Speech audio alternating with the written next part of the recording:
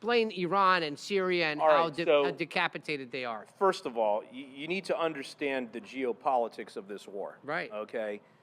If you get your information from TikTok, you think it's about Hamas and Israel. Right.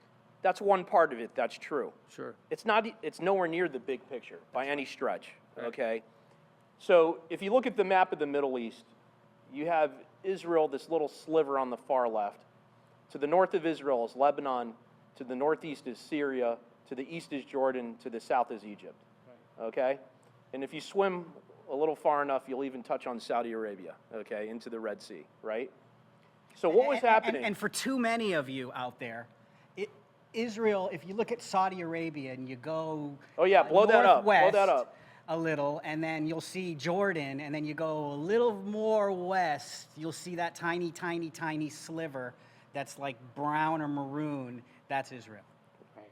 So what happened for many, many years, okay, and this is honestly our fault. Israel should not have allowed this to occur.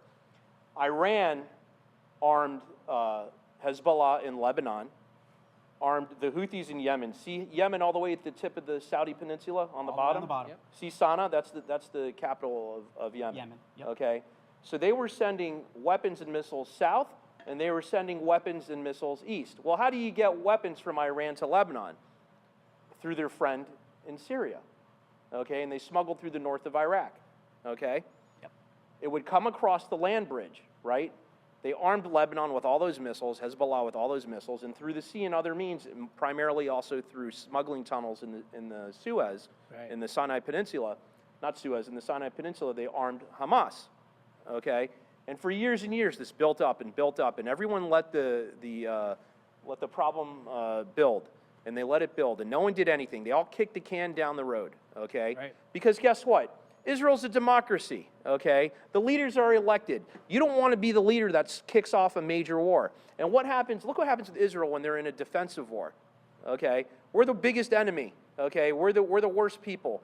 We're killing and genociding, right? Now imagine we had to do an offensive war, okay? Right. Which is what was required, so nobody would do it. They kicked the can down the road. Right. So what happened was, the reason why this war popped off, Iran had loaded guns on Israel's head. It had missiles in Yemen, it had missiles in Lebanon, and it had missiles in Hamas, in the Gaza Strip. And it had a land bridge where it could constantly rearm Hezbollah. Right. So the threat was always, if Israel attacks in any capacity, you're going to see thousands upon thousands of real missiles launching specifically from southern Lebanon into Israel.